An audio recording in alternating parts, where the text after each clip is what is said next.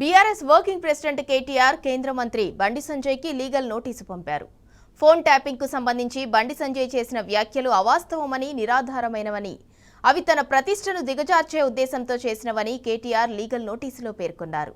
ఈ నెల 8వ తేదీన బండి సంజయ్ నిర్వహించిన పత్రికా సమావేశంలో చేసిన ఆరోపణలపై కేటీఆర్ ఈ నోటీసును పంపించారు.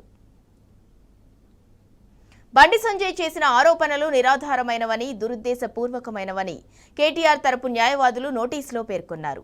బండి సంజయ్ తన హోదాను దుర్వినియోగం చేస్తూ ప్రజలలో కేటీఆర్ ప్రతిష్టను దిగజార్చడానికి ప్రయత్నిస్తున్నారని నోటీసులో ఆరోపించారు. కేవలం రాజకీయంగా వార్తల్లో నిలిచేందుకు అడ్డగోలుగా ప్రాపగండ చేస్తున్న బండి సంజయ్ పదే పదే ఈ వ్యాఖ్యలు చేస్తున్నారని న్యాయవాదులు తెలిపారు.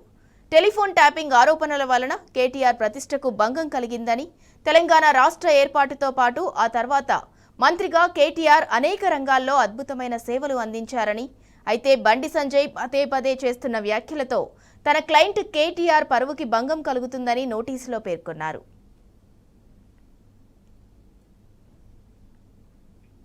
మీడియా సమావేశంలో బండి సంజయ్ చేసిన ఏ వ్యాఖ్యలకు కూడా ఎలాంటి సాక్ష్యాధారాలు లేవని, ఒక పార్లమెంటు సభ్యుడిగా, కేంద్ర మంత్రిగా బాధ్యత కలిగిన పదవుల్లో ఉండి మరొక శాసనసభ్యుడిపైన అసత్యపూరిత అడ్డగోలు వ్యాఖ్యలు చేయడానికి లీగల్ నోటీసులు న్యాయవాదులు ప్రస్తావించారు.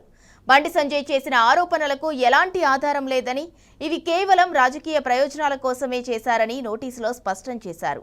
ఈ నేపథ్యంలో బండి సంజయ్ కేటీఆర్కు బేషరతుగా క్షమాపణ చెప్పాలన్నారు. కేటీఆర్ అతని కుటుంబ సభ్యులపై భవిష్యత్తులో ప్రత్యక్షంగా లేదా పరోక్షంగా ఎటువంటి దురుద్దేశపూర్వక వ్యాఖ్యలు చేయకుండా ఉండాలని నోటీసులో డిమాండ్ చేశారు. నోటీసు అందిన 7 రోజుల్లో ఈ డిమాండ్లను పాటించని పక్షంలో చట్టపరంగా సివిల్, క్రిమినల్ చర్యలు తీసుకుంటామని హెచ్చరించారు. ఈ ఆరోపణల వల్ల కలిగిన నష్టానికి బండి సంజయ్ బాధ్యత వహించాల్సి ఉంటుందని నోటీసులో పేర్కొన్నారు.